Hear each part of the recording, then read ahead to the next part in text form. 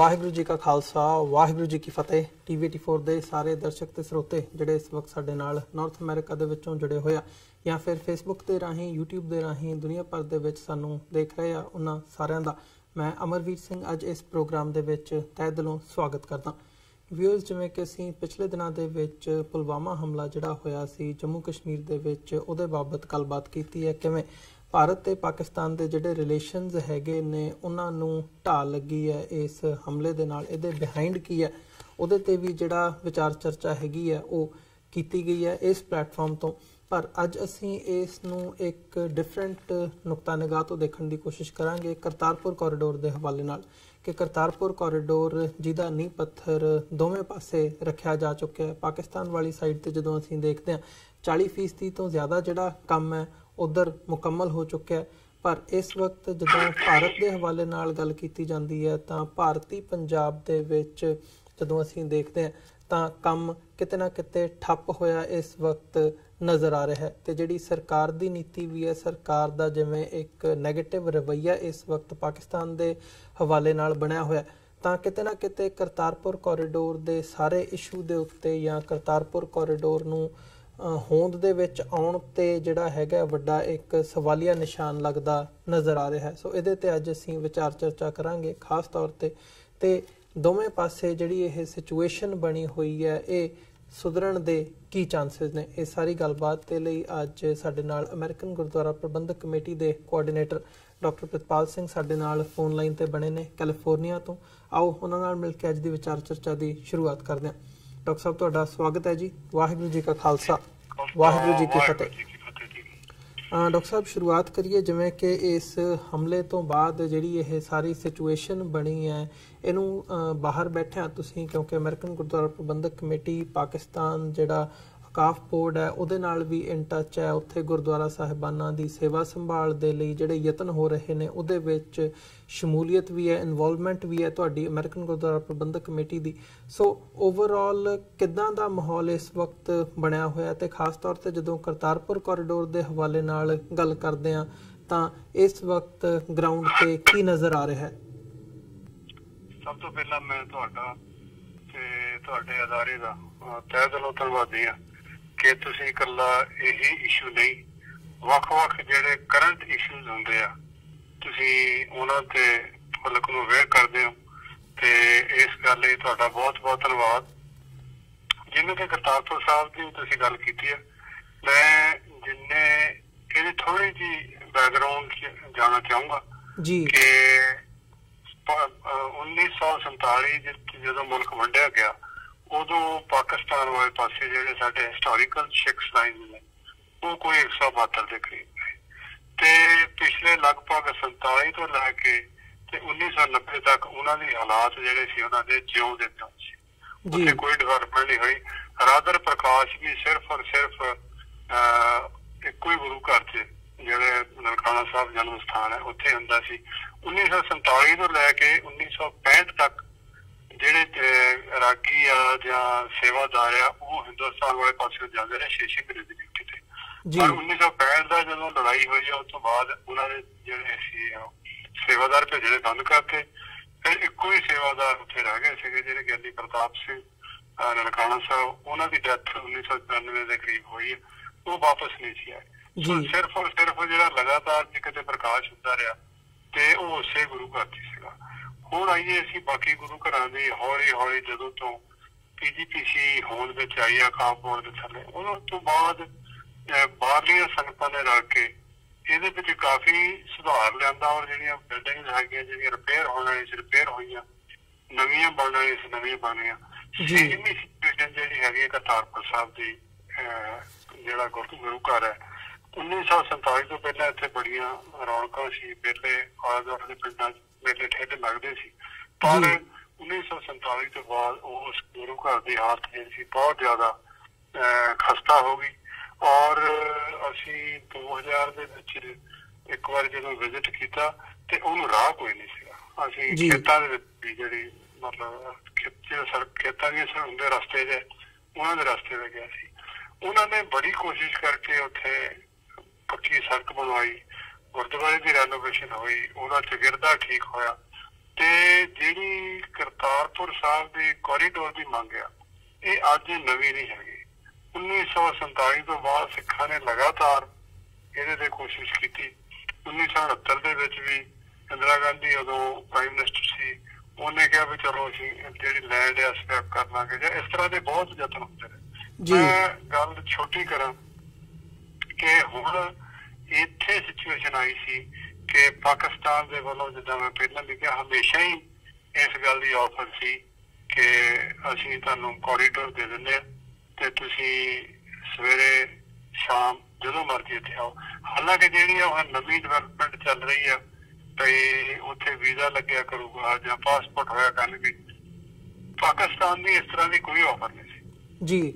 ਉਹਨਾਂ ਦਾ ਤਾਂ ਇਹੀ ਸੀਗਾ ਵੀ ਤੁਸੀਂ ਇੰਡੀਅਨ ਸਾਈਡ ਵੱਲੋਂ ਸਿਕਿਉਰ ਜਿਹੜਾ ਇੱਕ ਕੋਰੀਡੋਰ ਹੋਏਗਾ, ਜਿਹੜੀ ਇੰਡੀਅਨ ਗਵਰਨਮੈਂਟ ਆਪਣੀ ਮਰਜ਼ੀ ਦਾ ਬਣਵਾ ਲਵੇ, ਸਾਨੂੰ ਕਿਸੇ ਪਾਸਪੋਰਟ ਦੀ ਕਿਸੇ ਵੀਜ਼ੇ ਦੀ ਲੋੜ ਨਹੀਂ। ਸੰਗਤ ਜਿਹੜੀ ਹੈਗੀ ਉਹ ਸਵੇਰੇ ਆਵੇ ਔਰ ਸ਼ਾਮ ਨੂੰ ਵਾਪਸ ਚਲੇ ਜਾਵੇ। ਸੋ ਇਹ ਅਰੇਂਜਮੈਂਟ ਸੀ। ਰਹੀ ਹੁਣ ਜਿਹੜੀ ਜਿਹੜਾ ਇਹ ਹਮਲਾ ਹੋਇਆ ਪਿਛਲੇ ਦਿਨਾਂ ਦੀ, ਇਹਦੀ ਗੱਲ ਦੇਖੋ, ਇਸ ਤਰ੍ਹਾਂ ਦੀਆਂ ਘਟਨਾਵਾਂ ਪਹਿਲਾਂ ਵੀ ਬਹੁਤ ਵਾਰੀ ਹੋਈਆਂ ਤੇ ਫਿਊਚਰ ਦਾ ਵੀ ਕੋਈ ਗਰੰਟੀ ਨਹੀਂ ਹੈਗੀ ਵੀ ਏਦਾਂ ਦੀਆਂ ਘਟਨਾਵਾਂ ਨਹੀਂ ਹੋਣਗੀਆਂ। ਪਰ ਜਦੋਂ ਏਦਾਂ ਦੀ ਕੋਈ ਘਟਨਾ ਘਟਦੀ ਆ, ਉਹਦਾ ਫਿਰ ਐਨਾਲਿਸਿਸ ਕਰਦੇ ਆ ਲੋਕ ਵੀ ਹੋਇਆ ਕੀ ਆ, ਤੇ ਇਹਦਾ ਜਿਹੜਾ ਐਨਾਲਿਸਿਸ ਜਿਹੜੇ ਸਿਆਣੇ ਬੰਦਿਆਂ ਨੇ ਕੀਤਾ ਉਹ ਇਹ ਆ ਕਿ ਇਹ ਘਟਨਾ ਦਾ ਜਿਹੜਾ ਜ਼ਿਕਰ ਆ ਜਾਂ ਇਹਦਾ ਤਲਕ ਆ, ਉਹ ਪਾਕਿਸਤਾਨ ਵਾਲੇ ਸਾਈਡ ਨਾਲ ਘੱਟ ਆ ਤੇ ਹਿੰਦੁਸਤਾਨ ਵਾਲੇ ਪਾਸੇ ਨੂੰ ਇਹਦੀ ਸੂਈ ਆ ਹੋ ਜਾਂਦੀ ਆ। ਔਰ ਉਹਦੇ ਵਿੱਚ ਸਾਫ਼ ਤੌਰ ਤੇ ਇਹ ਨਜ਼ਰ ਆ ਰਿਹਾ ਕਿ ਜਿਹੜਾ ਇਹ ਜਿਹੜੀਆਂ ਸਾਲ 'ਚ ਜਿਹੜੀਆਂ ਪਾਰਲੀਮੈਂਟ ਦੀਆਂ ਇਲੈਕਸ਼ਨ ਹੋ ਰਹੀਆਂ, ਉਹਨਾਂ ਦੇ ਵਿੱਚ ਕਿਸੇ ਨਾ ਕਿਸੇ ਤਰ੍ਹਾਂ ਦਾ ਬੈਨੀਫਿਟ ਲੈਣ ਵਾਸਤੇ ਉਹਨਾਂ ਨੇ ਇਹ ਕਾਰਜ ਕੀਤਾ ਹੈਗਾ। ਹਾਲਾਂਕਿ ਸਾਨੂੰ ਅਫਸੋਸ ਹੈ ਜਿਹੜੀਆਂ ਜਾਨਾਂ ਗਈਆਂ, ਕਿਸੇ ਵੀ ਜਿਹੜਾ ਬੰਦਾ ਜਦੋਂ ਦੀ ਜਾਨ ਜਾਂਦੀ ਅਸੀਂ ਉੱਤੇ ਅਫਸੋਸ ਕਰਦੇ ਹਾਂ। ਪਰ ਜਦੋਂ ਇੱਕ ਮੁਲਕ ਦਾ ਹੀ ਵਤੀਰਾ ਏਦਾਂ ਦਾ ਹੋਵੇ, ਹੁਣ ਕੱਲ ਦੀ ਜਿਹੜਾ ਉਹ ਬਾਲ ਠਾਕਰੇ ਦਾ ਲੜਕਾ ਹੈ, ਉਹਦੀ ਸਟੇਟਮੈਂਟ ਸੀ ਕਿ ਜਿਹੜਾ ਨੈਸ਼ਨਲ ਸਿਕਿਉਰਿਟੀ ਦਾ ਜਿਹੜਾ ਐਡਵਾਈਜ਼ਰ ਹੈਗਾ ਅਜੀਤ ਡੋਵਲ, ਉਹਨੂੰ ਇੰਟਰੋਗੇਟ ਕੀਤਾ ਜਾਵੇ, ਸਾਰੀ ਗੱਲ ਸਾਹਮਣੇ ਆ ਜੀ। ਮਤਲਬ ਜੇ ਉਹਨਾਂ ਦੇ ਹਿੰਦੁਸਤਾਨ ਦੇ ਵਿੱਚੋਂ ਹੀ ਜਿਹੜੀ ਏਦਾਂ ਦੀ ਆਵਾਜ਼ਾਂ ਉੱਠ ਰਹੀਆਂ, ਮਮਤਾ ਬੈਨਰਜੀ ਨੇ ਵੀ ਏਦਾਂ ਦੀ ਸਟੇਟਮੈਂਟ ਦਿੱਤੀ। ਸੋ ਅਗਰ ਜੇ ਮਤਲਬ ਮੁਲਕ ਦੇ ਵਿੱਚ ਇਹ ਹਾਲਾਤ ਹੈ ਕਿ ਮੁਲਕ ਦੇ ਜਿਹੜੀ ਆਪੋਜੀਸ਼ਨ ਕਹਿ ਲਓ ਜਾਂ ਜਿਹੜੇ ਮੁਲਕ ਦੇ ਜਿਹੜੇ ਸੀਨੀਅਰ ਬੰਦੇ ਉਹ ਹੀ ਗੱਲ ਕਹਿ ਰਹੇ ਵੀ ਸਾਨੂੰ ਇਸ ਗੱਲ ਤੇ ਸ਼ੱਕ ਹੈ, ਔਰ ਪਾਕਿਸਤਾਨ ਵਾਲੇ ਜਿਹੜੀ ਸਰਕਾਰ ਆ ਉਹਨਾਂ ਨੇ ਫਿਰ ਵੀ ਆਫਰ ਕੀਤੀ ਹੈ ਸਾਨੂੰ ਤੁਸੀਂ ਕੋਈ ਕ੍ਰੈਡੀਬਲ ਜਿਹੜੀ ਹੈਗੀ ਆ ਉਹ ਇਨਫੋਰਮੇਸ਼ਨ ਦੇ ਦਿਓ, ਅਸੀਂ ਉੱਤੇ ਕਾਰਵਾਈ ਕਰਾਂਗੇ। ਦੇਖੋ, ਜੇ ਤੁਸੀਂ ਗਰਾਊਂਡ ਰਿਐਲਿਟੀ ਵੀ ਦੇਖਦੇ ਆ ਤੇ ਮਤਲਬ ਬੰਦੇ ਦਾ ਤਾਂ ਕੀ ਲੱਗਣਾ, ਜਿਹੜਾ ਸਮਾਨ ਹੈ ਇਹਨਾਂ ਕਿੱਥੋਂ ਆ ਗਿਆ ਹੋਇਆ। ਹੁਣ ਉਹਦੇ ਵਿੱਚ ਇਹ ਦੱਸਿਆ ਜਾਂਦਾ ਇਹਨਾਂ ਦੀ ਆਪਣੀ ਰਿਪੋਰਟਸ ਹੈਗੀਆਂ ਤੇ 300 ਪਾਉਂਡ ਦੇ ਕਰੀਬ ਜਿਹੜਾ ਐਕਸਪਲੋਸਿਵ ਹੈ ਯੂਜ਼ ਹੈ। ਕਿੱਥੋਂ ਆ ਗਿਆ 300 ਪਾਉਂਡ ਐਕਸਪਲੋਸਿਵ? ਤੇ ਜੇ ਇਹਨੂੰ ਕਿਸੇ ਖਾਸ ਕਿਸਮ ਦੀ ਪਾਰਟੀ ਨਾਲ ਜੋੜਿਆ ਜਾਵੇ ਤੇ ਲੱਗਦਾ ਵੀ ਇਹ ਸੂਈ ਜਿਹੜੀ ਹੈਗੀ ਹੈ ਰੂਲਿੰਗ ਕਲਾਸ ਹੋ ਜਾਂਦੀ। ਹੁਣ ਜੇ ਆਪਾਂ ਜਿਹੜੇ ਸਮਝੌਤਾ ਐਕਸਪ੍ਰੈਸ ਵਿੱਚ ਜਿਹੜਾ ਮਤਲਬ ਬਲਾਸਟ ਹੋਇਆ ਸੀਗਾ, ਉਹ ਵੀ ਕਿਸੇ ਪਾਕਿਸਤਾਨੀ ਨੇ ਹੀ ਕਰਾਇਆ, ਇਹਨਾਂ ਦੇ ਮੁਲਕ ਦੇ ਵਿੱਚ ਇੱਧਰੋਂ ਹੀ ਇਹ ਸਾਰੀ ਗੱਲ ਹੋਈ ਸੀ। ਸੋ ਇਸ ਗੱਲ ਦਾ ਜਿਹੜਾ ਹੈਗਾ ਲਾਜ਼ਮੀ ਤੌਰ ਤੇ ਇਹ ਬੈਨੀਫਿਟ ਤਾਂ ਲੈਣ ਦੀ ਕੋਸ਼ਿਸ਼ ਕਰਨਗੇ ਇੰਡੀਅਨ ਸਾਈਡ ਹੀ, ਤੇ ਕੋਈ ਅਸੀਂ ਇਸ ਤਰ੍ਹਾਂ ਸਰਜੀਕਲ ਸਟ੍ਰਾਈਕ ਕਰਾਂਗੇ, ਆਹ ਕਰਾਂਗੇ, ਮਤਲਬ ਜਿਸ ਤਰੀਕੇ ਨਾਲ ਵੀ ਉਹਨਾਂ ਦਾ ਜਿਹੜਾ ਵੋਟਿੰਗ ਜਿਹੜਾ ਹੈਗਾ ਵੋਟਾਂ ਐਡ ਹੋਣਗੀਆਂ, ਉਹ ਕੁਦਰਤੀ ਗੱਲ ਹੈ ਉਸ ਸਾਈਡ ਨੂੰ ਲਿਜਾਣ ਦੀ ਕੋਸ਼ਿਸ਼ ਕਰਨਗੇ। ਬਾਕੀ ਸਾਡਾ ਜਿਹੜਾ ਬਾਹਰ ਅਸੀਂ ਲੋਕ ਬੈਠੇ ਹੋਏ ਆ ਜਾਂ ਜਿਹੜੀ ਪਾਕਿਸਤਾਨੀ ਡਿਪਲੋਮੈਟਿਕ ਸਿਚੁਏਸ਼ਨ ਹੈ, ਉਹਨਾਂ ਨੂੰ ਚਾਹੀਦਾ ਵੀ ਇਸ ਗੱਲ ਨੂੰ ਵੱਧ ਤੋਂ ਵੱਧ ਐਕਸਪੋਜ਼ ਕੀਤਾ ਜਾਵੇ। ਰਹੀ ਕੋਰੀਡੋਰ ਦੇ ਜਿਹੜੀ ਡਿਵੈਲਪਮੈਂਟ ਦੀ ਗੱਲ, ਉਧਰੋਂ ਪਾਕਿਸਤਾਨੀ ਸਾਈਡ ਤੇ ਲੰਬਾ ਆ ਕਾਫੀ ਕੋਰੀਡੋਰ, ਆਲਮੋਸਟ 3.5-4 ਕਿਲੋਮੀਟਰ ਦਾ ਉਹ ਰਸਤਾ ਬਣੇਗਾ। ਉਹਨਾਂ ਨੇ ਤਾਂ ਉਹਦੇ ਤੇ ਤਹੀਆ ਕੀਤਾ ਹੋਇਆ ਵੀ ਅਸੀਂ ਇਹ ਸੜਕ ਜਿਹੜੀ ਆ ਕੋਰੀਡੋਰ ਤੱਕ ਬਾਰਡਰ ਤੱਕ ਇਹ ਬਣਾ ਦੇਣੀ ਆ। ਤੇ ਇੰਡੀਅਨ ਸਾਈਡ ਜਿਹੜੀ ਹੈਗੀ ਆ ਇਹਦਾ ਬਹੁਤ ਸਲੋ ਹੈਗਾ ਉੱਥੇ ਜਿਹੜਾ ਮਤਲਬ ਕੰਮ ਆ, ਪਰ ਇੰਡੀਅਨ ਸਾਈਡ ਵਾਲੇ ਪਾਸਿਓਂ ਬਹੁਤਾ ਟਾਈਮ ਨਹੀਂ ਲੱਗਣਾ, ਕਿਉਂਕਿ ਜਿਹੜੀ ਜੁਆਇੰਟ ਜਿਹੜੀ ਚੈੱਕ ਪੋਸਟ ਬਣਨੀ ਆ ਉਹ ਬਣਨੀ ਆ, ਤੇ ਦੂਸਰਾ ਜਿਹੜਾ ਸੜਕ ਆ ਉਹ ਇੰਟਰਨੈਸ਼ਨਲ ਸਟੈਂਡਰਡ ਦੀ ਬਣੇਗੀ। ਮੇਰਾ ਖਿਆਲ ਹੈ ਵੀ ਜੇ ਇਲੈਕਸ਼ਨ ਜਿਹੜੀ ਹੈਗੀ ਉਹ ਠੀਕ ਹੋ ਜਾਂਦੀ ਹੈ ਤੇ ਨਵੀਂ ਸਰਕਾਰ ਵੀ ਜਿਹੜੀ ਆਏਗੀ, ਚਾਹੇ ਇਹਨਾਂ ਦੀ ਬੀਜੇਪੀ ਦੀ ਆਉਂਦੀ ਜਾਂ ਕਿਸੇ ਹੋਰ ਦੀ ਆਉਂਦੀ, ਲੱਗਦਾ ਨਹੀਂ ਉਹ ਇਸ ਗੱਲ ਨੂੰ ਰੋਕ ਪਾਉਣਗੇ। ਪਰ ਅਸੀਂ ਪਾਕਿਸਤਾਨ ਦੀ ਸਰਕਾਰ ਦਾ, ਉੱਥੋਂ ਦੇ ਚੁਣੇ ਹੋਏ ਨੁਮਾਇੰਦਿਆਂ ਦਾ ਤੇ ਆਮ ਪਬਲਿਕ ਦੀ ਜਿਹੜੀ ਭਾਵਨਾਵਾਂ, ਉਹਨਾਂ ਦਾ ਸਤਿਕਾਰ ਕਰਦੇ ਹਾਂ ਕਿ ਉਹਨਾਂ ਨੇ ਸਿੱਖਾਂ ਦੀ ਭਾਵਨਾ ਨੂੰ ਦੇਖਦੇ ਹੋਏ ਇਹ ਜਿਹੜਾ ਕੋਰੀਡੋਰ ਬਣਾਉਣ ਦਾ ਇਹ ਵਚਨ ਕੀਤਾ ਔਰ ਉਸ ਵਚਨ ਨੂੰ ਉਹ ਪੂਰਾ ਕਰ ਰਿਹਾ। ਜੀ ਨਹੀਂ ਜੀ ਡਾਕਟਰ ਸਾਹਿਬ, ਇਹ ਗੱਲ ਜ਼ਰੂਰ ਸਾਹਮਣੇ ਆਉਂਦੀ ਹੈ ਕਿ ਇਸ ਵਕਤ ਜਿੱਦਾਂ ਸਿੱਖਾਂ ਦੀਆਂ ਭਾਵਨਾਵਾਂ ਇਹਦੇ ਨਾਲ ਜੁੜੀਆਂ ਹੋਈਆਂ ਨੇ ਜਾਂ ਪਾਕਿਸਤਾਨ ਵੱਲੋਂ ਇਨੀਸ਼ੀਏਟ ਕਰਕੇ ਇਹ ਸਾਰੇ ਨੂੰ ਅਮਲੀ ਜਾਮਾ ਪਹਿਨਾਇਆ ਜਾ ਰਿਹਾ ਹੈ, ਇਹਦੀਆਂ ਬੜੀਆਂ ਘੱਟ ਇੱਦਾਂ ਲੱਗਦਾ ਕਿ ਉਹ ਇਸ ਨੂੰ ਰੋਕਣ ਦੀ ਜਿਹੜੀ ਕੋਸ਼ਿਸ਼ ਕਰਨਗੇ। ਪਰ ਫਿਰ ਵੀ ਜਿੱਥੇ ਅਸੀਂ ਮੀਡੀਆ ਦੇ ਵਿੱਚ ਵੀ ਦੇਖਦੇ ਹਾਂ ਤਾਂ ਜਿੱਦਾਂ ਦੀ ਕਿਤੇ ਨਾ ਕਿਤੇ ਜਿਹੜੀ ਜੰਗ ਦੀ ਆਵਾਜ਼ ਇਸ ਵਕਤ ਮੀਡੀਆ ਦੇ ਵਿੱਚ ਜਾਂ ਆਮ ਤੌਰ 'ਤੇ ਲੋਕਾਂ ਦੇ ਵਿੱਚੋਂ ਉਠਾਈ ਜਾ ਰਹੀ ਹੈ, ਉਹਦੇ ਵਿੱਚ ਇੱਕ ਵੱਡਾ ਫੈਕਟਰ ਨਜ਼ਰ ਆ ਰਿਹਾ ਹੈ। ਉਹਨਾਂ ਵੱਲੋਂ ਮੰਗ ਕੀਤੀ ਜਾ ਰਹੀ ਹੈ ਕਿ ਜਿਹੜਾ ਕਰਤਾਰਪੁਰ ਕੋਰੀਡੋਰ ਹੈ ਉਹਨੂੰ ਵੀ ਖਤਮ ਕਰ ਦਿੱਤਾ ਜਾਵੇ ਜਾਂ ਉਹਦੇ 'ਤੇ ਬ੍ਰੇਕਾਂ ਲਾ ਦਿੱਤੀਆਂ ਜਾਣ। ਇਹ ਗੱਲ ਮੀਡੀਆ ਦੇ ਵਿੱਚ ਵੀ ਹੈਗੀ ਹੈ। ਜਾਂ ਈਵਨ ਜਦੋਂ ਮਿਨਿਸਟਰਸ ਦੀ ਅਸੀਂ ਗੱਲ ਕਰਦੇ ਹਾਂ, ਉਹਨਾਂ ਦੇ ਬਿਆਨ ਆਉਣੇ ਕਿ ਜਿਹੜਾ ਕਰਤਾਰਪੁਰ ਕੋਰੀਡੋਰ ਹੈਗਾ ਉਹਦੇ 'ਤੇ ਸਵਾਲੀਆ ਨਿਸ਼ਾਨ ਲਾਉਣਾ, ਤੇ ਫਿਰ ਪਹਿਲਾਂ ਇੰਡਸ ਵਾਟਰ ਟ੍ਰੀਟੀ ਦੀ ਗੱਲ ਕਰਕੇ ਫਿਰ ਇਹ ਕਹਿਣਾ ਕਿ ਜੀ ਜਿਹੜੇ ਬਾਕੀ ਨਦੀਆਂ ਨੂੰ ਵਾਧੂ ਪਾਣੀ ਜਾਂਦਾ ਪਾਕਿਸਤਾਨ ਦੇ ਵਿੱਚ ਉਹਦਾ ਅਸੀਂ ਬਹਾ ਮੋੜ ਦਿਆਂਗੇ। ਉਹ ਵੀ ਕਿਤੇ ਨਾ ਕਿਤੇ ਡਾਇਰੈਕਟਲੀ ਪੰਜਾਬ ਦੇ ਜਿਹੜੇ ਇੰਟਰਸਟ ਹੈਗੇ ਆ ਉਹਨਾਂ ਦੇ ਖਿਲਾਫ ਜਾਂਦੀ ਹੈ ਗੱਲ। ਸੋ ਕਿਤੇ ਨਾ ਕਿਤੇ ਇਹ ਗੱਲ ਸਾਹਮਣੇ ਆ ਰਹੀ ਹੈ ਕਿ ਕਰਤਾਰਪੁਰ ਕੋਰੀਡੋਰ ਨੂੰ ਬੰਦ ਕੀਤਾ ਜਾ ਸਕਦਾ ਹੈ ਜਾਂ ਰੋਕਿਆ ਜਾ ਸਕਦਾ ਹੈ ਇੰਡੀਅਨ ਸਾਈਡ ਵੱਲੋਂ। ਇਹਦੀਆਂ ਸੰਭਾਵਨਾਵਾਂ ਕੀ ਨਜ਼ਰ ਆਉਂਦੀਆਂ ਨੇ ਜਦੋਂ ਤੁਸੀਂ ਗਰਾਊਂਡ ਤੇ ਦੇਖਦੇ ਹੋ? ਮੇਰੀ ਆਪਣੀ ਫੀਲਿੰਗ ਆ ਕਿ ਇਹ ਜਿਹੜਾ ਵਹਿਣ ਹੁਣ ਵਗਿਆ ਨਾ, ਇਹ ਰੁਕੇਗਾ ਨਹੀਂ। ਮਤਲਬ ਇਹ ਡਿਲੇ ਹੋ ਸਕਦਾ, ਇਹਨੂੰ ਮਤਲਬ ਹੁਣ ਖਤਮ ਨਹੀਂ ਕੀਤਾ ਜਾ ਸਕਦਾ, ਕਿਉਂਕਿ ਇੱਕ ਤਾਂ ਇਹਦੇ ਨਾਲ ਸਿੱਖ ਭਾਵਨਾਵਾਂ ਜੁੜੀਆਂ ਹੋਈਆਂ, ਦੂਸਰਾ ਜਿਹੜੀ ਇੰਡੀਅਨ ਸਾਈਡ ਆ ਉਹ ਸਿੱਖਾਂ ਨੂੰ ਨਾਰਾਜ਼ ਨਹੀਂ ਕਰਨਾ ਚਾਹੂਗੀ ਇਸ ਇਸ਼ੂ ਤੇ। ਹਾਂ, ਇਹਦੇ ਤੇ ਪੋਲਿਟਿਕਸ ਪਲੇ ਕਰਕੇ ਉਹ ਜਿਹੜੀ ਮੌਜੂਦਾ ਇਲੈਕਸ਼ਨ ਦੇ ਵਿੱਚ ਕੋਈ ਨਾ ਕੋਈ ਤਾਂ ਪਾਰਟ ਪਲੇ ਕਰ ਸਕਦੀ ਹੈ। ਅੱਛਾ ਦੇਖੋ, ਜਦੋਂ ਤੁਸੀਂ ਬਾਕੀ ਸਾਰੀ ਜਿਹੜਾ ਲੋਕਲ ਖਿੱਤੇ ਦੇ ਹਾਲਾਤ ਆ ਜਦੋਂ ਉਹ ਦੇਖਦੇ ਆ, ਉਹਦੇ ਵਿੱਚ ਜੰਗ ਦੇ ਹਾਲਾਤ ਮਤਲਬ ਮੀਡੀਆ ਨੇ ਹਾਈਪ ਕ੍ਰੀਏਟ ਕੀਤਾ ਹੋਇਆ, ਪਰ ਲੱਗਦਾ ਨਹੀਂ ਹੈ। ਯੂ ਨੈਵਰ ਨੋ ਕਿ ਜਦੋਂ ਲੜਾਈ ਹੋਣ ਲੱਗਦੀ ਆ ਉਹ ਇੱਕਦਮ ਹੀ ਟ੍ਰਿਗਰ ਕਈ ਵਾਰੀ ਗੱਲ ਕਰ ਜਾਂਦੀ ਆ। ਪਰ ਮੌਜੂਦਾ ਹਾਲਾਤਾਂ ਦੇ ਵਿੱਚ ਲੱਗਦਾ ਨਹੀਂ ਲੜਾਈ ਹੋਣ ਦਾ ਕਾਰਨ ਆ ਉੱਥੇ ਜਿਹੜੇ ਸਾਊਥ ਏਸ਼ੀਆ ਦੇ ਹੋਰ ਮੁਲਕ ਆ ਨਾ, ਗੁਆਂਢੀ ਮੁਲਕ ਆ, ਉਹਨਾਂ ਦੇ ਐਸੈਟਸ ਬੜੇ ਪਏ ਆ ਉੱਥੇ।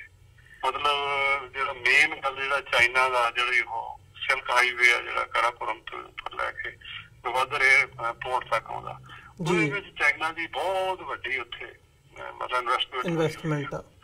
ਤੇ ਉਹ ਲੱਗਦਾ ਨਹੀਂ ਕਿ ਚਾਈਨੀਜ਼ ਜਿਹੜੇ ਇਸ ਗੱਲ ਨੂੰ ਮਤਲਬ ਕੋਈ ਕੋਸ਼ਿਸ਼ ਕਰਨਗੇ ਵੀ ਇਹਨਾਂ ਦੀ ਲੜਾਈ, ਹਾਲਾਂਕਿ ਲੜਾਈ ਨਾ ਹੋਵੇ। ਹਾਲਾਂਕਿ ਜਿਹੜਾ ਚਾਰ-ਬਾਰ ਵਾਲੇ ਪਾਸੇ ਜਿਹੜਾ ਈਰਾਨ ਦੇ ਪਾਸੇ ਜਿਹੜਾ ਇੰਡੀਅਨ ਗਵਰਨਮੈਂਟ ਜਿਹੜੀ ਹੈਗੀ ਆ ਉਹ ਇਹਨਾਂ ਦਾ ਵੀ ਇੱਕ ਉੱਥੇ ਪੋਰਟ ਉਹਨਾਂ ਦੀ ਹੈਲਪ ਕਰਕੇ ਬਣਾ ਰਿਹਾ, ਪਰ ਚਾਈਨੀਜ਼ ਇਨਫਲੂਐਂਸ ਉੱਥੇ ਇੰਨਾ ਹੈਗਾ। ਅਮਰੀਕਾ ਵੀ ਨਹੀਂ ਚਾਹੁੰਦਾ ਕਿਉਂਕਿ ਅਮਰੀਕਾ ਵੀ ਅਫਗਾਨਿਸਤਾਨ 'ਚ ਫਸਿਆ ਹੋਇਆ ਔਰ ਪਾਕਿਸਤਾਨ ਦੀ ਜਿਹੜੀ ਸਰਕਾਰ ਆ ਉਹ ਉੱਥੇ ਡਾਇਲੋਗ ਕਰਾਉਣ ਵਿੱਚ ਅਫਗਾਨਿਸਤਾਨ ਦੇ ਵਿੱਚ ਉਹਨਾਂ ਦਾ ਵੀ ਇੱਕ ਬੜਾ ਵੱਡਾ ਰੋਲ ਹੈ। ਸੋ ਜੇ ਤੁਸੀਂ ਉੱਥੇ ਗਰਾਊਂਡ ਜ਼ੀਰੋ ਦੇ ਹਾਲਾਤ ਦੇਖਦੇ ਹੋ, ਲੋਕਾਂ ਦੀ ਜਿਹੜੀ ਹਾਲਾਤ ਦੇਖਦੇ ਹੋ, ਉਹਦੇ ਨਾਲ ਮੈਨੂੰ ਲੱਗਦਾ ਨਹੀਂ ਲੜਾਈ ਹੋਵੇ। ਔਰ ਦੂਸਰਾ ਜਿਹੜਾ ਸਭ ਤੋਂ ਵੱਡਾ ਫੈਕਟਰ ਆ ਉਹ ਇਹ ਆ ਕਿ ਜਿਹੜੀ ਇੰਡੀਅਨ ਸਾਈਡ ਆ ਉਹਦੇ ਕੋਲ ਜਿਹੜੀ ਫੋਰਸ ਆ ਉਹ ਉਹਦੇ ਤੋਂ ਕਈ ਗੁਣਾ ਜ਼ਿਆਦਾ ਐਟਲੀਸਟ ਕਈਆਂ ਜਗ੍ਹਾ ਤੇ ਜਦੋਂ ਜਿਹੜੀ ਫੌਜ ਆ ਉਹ ਕਾਫੀ 1.5 ਗੁਣਾ ਦੇ ਕਰੀਬ ਆ। ਕਈ ਜਿਹੜੇ ਮਤਲਬ ਜਹਾਜ਼ ਨੇ, ਟੈਂਕ ਨੇ ਜਾਂ ਜਿਹੜੀ ਆਰਮਰੀ ਆ ਦਿੱਲੀ, ਉਹ ਸਾਰੀ ਉਹਨਾਂ ਤੋਂ ਜ਼ਿਆਦਾ। ਜੇ ਡੈਟਰੈਂਟ ਆ ਇਸ ਸਾਰੇ ਕਾਸ਼ੀ ਦੇ ਵਿੱਚ ਉਹ ਹੈਗਾ ਨਿਊਕਲੀਅਰ ਪਾਵਰ। ਸੋ ਦੋਨੇ ਜਿਹੜੀਆਂ ਤਾਕਤਾਂ ਨਿਊਕਲੀਅਰ ਹੋਣ ਕਰਕੇ ਜੇ ਇਹ ਗੱਲ ਟ੍ਰਿਗਰ ਹੁੰਦੀ ਆ ਤੇ ਕੋਈ ਵੀ ਨਹੀਂ ਬਚੇਗਾ। ਫਿਰ ਚਾਹੇ ਉਹ ਹਮਲਾ ਪਾਕਿਸਤਾਨ ਕਰ ਦੇਵੇ ਚਾਹੇ ਇੰਡੀਆ ਕਰ ਦੇਵੇ, ਜੇ ਇਹ ਨਿਊਕਲੀਅਰ ਵਾਰ ਹੁੰਦੀ ਆ ਤੇ ਫਿਰ ਨੁਕਸਾਨ ਜਿਹੜਾ ਦੋਨਾਂ ਦਾ ਉਹ ਬਰਾਬਰ ਹੀ ਹੋਏਗਾ। ਸੋ ਇਹ ਇੱਕ ਵੱਡਾ ਡੈਟਰੈਂਟ ਹੈਗਾ ਜਿਹੜਾ ਇਸ ਲੜਾਈ ਨੂੰ ਰੋਕੇਗਾ। ਪਲੱਸ ਜਿਹੜੀਆਂ ਦੂਜੀਆਂ ਜਿੱਦਾਂ ਮੈਂ ਪਹਿਲਾਂ ਵੀ ਕਿਹਾ ਕਿ ਜਿਹੜੇ ਜਿਹੜੇ ਇੰਟਰਨੈਸ਼ਨਲ ਜਿਹੜੀ ਇਨਵੈਸਟਮੈਂਟਸ ਉੱਥੇ ਹੋਈਆਂ ਉਹਨਾਂ ਦੀ ਵਜ੍ਹਾ ਕਰਕੇ ਇਹ ਹੋ, ਕਿਉਂਕਿ ਦੇਖੋ ਜਦੋਂ ਕਾਰਗਿਲ ਦੀ ਲੜਾਈ ਹੋਈ ਆ ਉਦੋਂ ਵੀ ਅਮਰੀਕਾ ਨੇ ਦਖਲ ਦੇ ਕੇ ਜਿਹੜੀ ਲੜਾਈ ਆ ਉਹ ਬੰਦ ਕਰਵਾਤੀ ਸੀ।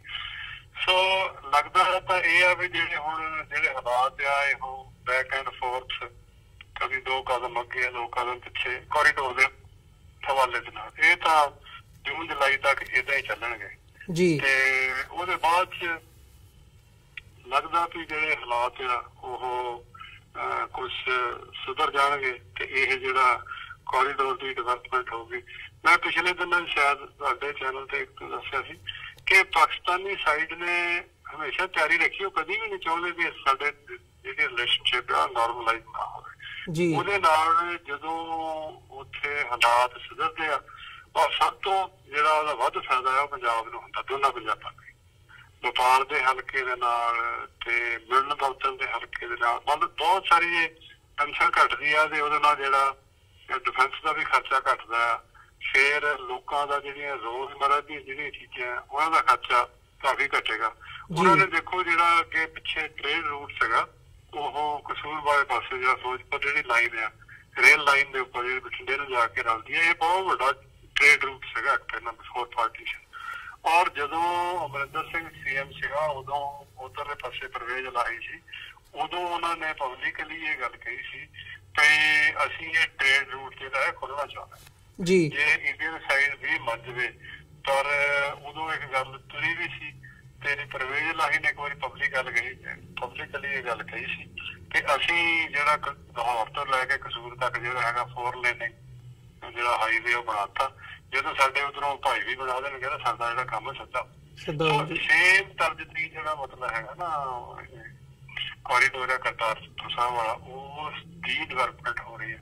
ਸੋ ਲੱਗਦਾ ਨਹੀਂ ਵੀ ਇਹ ਰੁਕੇਗਾ, ਪਰ ਪਤਾ ਨਹੀਂ ਹੁੰਦਾ, ਹਾਲਾਤ ਕਈ ਵਾਰੀ ਇੱਕਦਮ ਹੀ ਟਰਨ ਲੈ ਜਾਂਦੇ ਆ। ਸੋ ਜਿਹੜੀ ਲੋਕਲ ਜ਼ਮੀਨੀ ਹਾਲਾਤ ਤੇ ਤੁਸੀਂ ਗੱਲ ਕਰਦੇ ਹੋ ਉਹ ਇੱਕ ਹਾਈਪ ਕ੍ਰੀਏਟ ਹੋਈ ਆ ਲੜਾਈ ਦੇ ਮਾਹੌਲ ਦੀ, ਪਰ ਲੱਗਦਾ ਨਹੀਂ ਇਹ ਕਿਸੇ ਵੀ ਮੁਲਕ ਨੂੰ ਜਿਹੜੀ ਉਹ ਗੱਲ ਸੂਟ ਕਰੇਗੀ। ਕਿਉਂਕਿ ਜਦੋਂ ਬੰਦਾ ਇਹ ਮਰਦਾ ਕੀ ਨਹੀਂ ਕਰਦਾ, ਫਿਰ ਉਹ ਤਾਂ ਕਈ ਵਾਰੀ ਕਹਿ ਚੁੱਕਿਆ ਪਾਕਿਸਤਾਨੀ ਸਾਈਡ ਵੀ ਤੇ ਅਸੀਂ ਆਪਣੇ ਆਪ ਨੂੰ ਜਿਹੜਾ ਡਿਫੈਂਡ ਕਰਨ ਦੀ ਪੂਰੀ ਕੋਸ਼ਿਸ਼ ਕਰਾਂਗੇ ਔਰ ਅਖੀਰਲੇ ਸਾਹ ਤੱਕ ਅਸੀਂ ਲੜਾਂਗੇ। ਸੋ ਜਿਹੜਾ ਕਿ ਉਹਨਾਂ ਦਾ ਕਹਿਣ ਦਾ ਰਾਈਟ ਵੀ ਬਣਦਾ। ਸੋ ਜਿਹੜੀ ਉਸ ਤੋਂ ਬਾਅਦ ਜਿਹੜੀ ਸਿਚੁਏਸ਼ਨ ਨਹੀਂ ਸੁਧਰਨ ਵਾਲੀ ਹੈਗੀ ਕਸ਼ਮੀਰ ਦੀ ਸਿਚੁਏਸ਼ਨ, ਉਹਦੇ ਵਿੱਚ ਜਿਹੜਾ ਮਤਲਬ ਇਹ ਬਦਕਿਸਮਤੀ ਹੈ ਸਾਡੇ ਕਸ਼ਮੀਰੀ ਭਰਾਵਾਂ ਦੀ ਕਿ ਉਹ ਇੱਕ ਐਸੀ ਟ੍ਰਾਇੰਗਲ ਦੇ ਵਿੱਚ ਫਸੇ ਹੋਏ ਆ ਜਿੱਥੋਂ ਇੱਕ ਤਾਂ ਇੱਕ ਪਾਸੇ ਪਾਕਿਸਤਾਨ ਆ, ਉਹ ਕਸ਼ਮੀਰ ਨੂੰ ਸਾਰੇ ਨੂੰ ਲੈਣਾ ਚਾਹੁੰਦਾ, ਇੰਡੀਅਨ ਸਾਈਡ ਵੀ ਆਪਣਾ ਹੱਕ ਨਹੀਂ ਛੱਡ ਰਹੀ, ਔਰ ਇੱਕ ਸਾਈਡ ਹੈ ਜਿਹੜੀ ਕਸ਼ਮੀਰ ਦੀ ਇੰਡੀਪੈਂਡੈਂਟ ਕਸ਼ਮੀਰ ਚਾਹੁੰਦੇ। ਸੋ ਇਹ ਸਾਰੇ ਪਾਸੇ ਦੇ ਵਿੱਚ ਇੱਕ ਲੰਮਾ ਚੌੜਾ ਇਹਦਾ ਸਿਲਸਿਲਾ ਹੈਗਾ।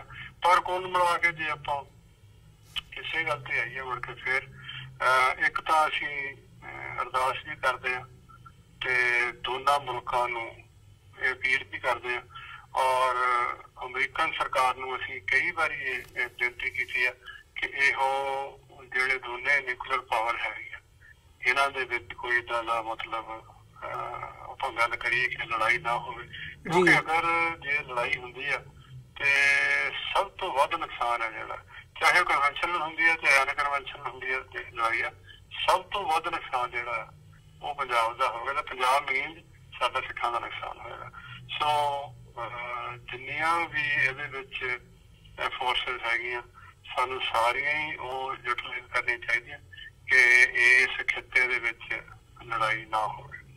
ਜੀ ਬਿਲਕੁਲ ਡਾਕਟਰ ਸਾਹਿਬ, ਮੈਂ ਇੱਕ ਜਾਂਦੇ ਮੈਂ ਜਿਹੜੇ ਇਸ ਵਕਤ ਹਾਲਾਤ ਬਣੇ ਹੋਏ ਆ ਇਹਦੇ ਤੇ ਜਿਵੇਂ ਜਿਹੜੇ ਰਿਲੇਸ਼ਨਸ ਹੈਗੇ ਆ ਭਾਰਤ ਤੇ ਪਾਕਿਸਤਾਨ ਦੇ, ਉਹ ਇੱਕ ਹਾਈਪ ਕ੍ਰੀਏਟ ਕੀਤੀ ਹੋਈ ਜ਼ਰੂਰ ਨਜ਼ਰ ਆ ਰਹੀ ਹੈ, ਪਰ ਇਹਦੇ ਵਿੱਚੋਂ ਜਿਵੇਂ ਇੰਡੀਆ ਵੱਲੋਂ ਯੂਨਾਈਟਿਡ ਨੇਸ਼ਨਸ ਦੇ ਵੱਲੋਂ ਵੀ ਜਿਹੜੀ ਹੈਗੀ ਹੈ ਇਸ ਅਟੈਕ ਨੂੰ ਕੰਡੈਮ ਕੀਤਾ ਗਿਆ ਤੇ ਉਹਦਾ ਜਿਹੜਾ ਸਾਰਾ ਭਾਰ ਹੈਗਾ ਉਹ ਪਾਕਿਸਤਾਨੀ ਸਾਈਡ ਤੇ ਸੁੱਟਿਆ ਗਿਆ ਕਿ ਉਹਨਾਂ ਵੱਲੋਂ ਕਾਰਵਾਈ ਕੀਤੀ ਜਾਵੇ ਜਾਂ ਟੈਰਰਿਜ਼ਮ ਨੂੰ ਥੱਲੇ ਲਿਆਉਣ ਦੇ ਲਈ, ਠੱਲ ਪਾਉਣ ਦੇ ਲਈ ਜਿਹੜੇ ਯਤਨ ਹੈਗੇ ਆ ਉਹ ਹੋਰ ਤੇਜ਼ ਕੀਤੇ ਜਾਣ। ਹਾਲਾਂਕਿ ਇਮਰਾਨ ਖਾਨ ਹੋਰਾਂ ਨੇ ਇਸ ਵਕਤ ਵਕਤ ਦੂਜੀ ਵਾਰ ਇਹ ਗੱਲ ਕਹੀ ਹੈ ਕਿ ਸਾਨੂੰ ਜੇ ਤੁਸੀਂ ਸਬੂਤ ਮੁਹੱਈਆ ਕਰਾਓ, ਸਬੂਤ ਸਾਨੂੰ ਦਿਓ ਤਾਂ ਅਸੀਂ ਉਹਨਾਂ ਤੇ ਕਾਰਵਾਈ ਜ਼ਰੂਰ ਕਰਾਂਗੇ। ਉਹਨਾਂ ਨੇ ਵਾਅਦਾ ਕੀਤਾ ਇਸ ਗੱਲ ਦਾ।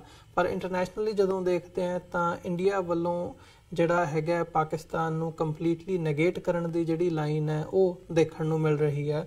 ਸੋ ਇਹਦਾ ਕੀ ਇੰਪੈਕਟ ਨਜ਼ਰ ਆਉਂਦਾ ਹੈ ਆਉਣ ਵਾਲੇ ਸਮੇਂ ਦੇ ਵਿੱਚ?